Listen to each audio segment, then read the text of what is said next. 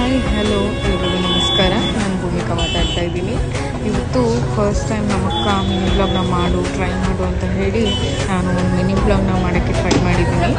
ಇವತ್ತು ಸಂಡೇ ಆದ್ದರಿಂದ ಫ್ಯಾಮಿಲಿ ಎಲ್ಲ ನಾವು ಆರತಿ ಉಕ್ಕಳಿಗೆ ಬಂದಿದ್ದೀವಿ.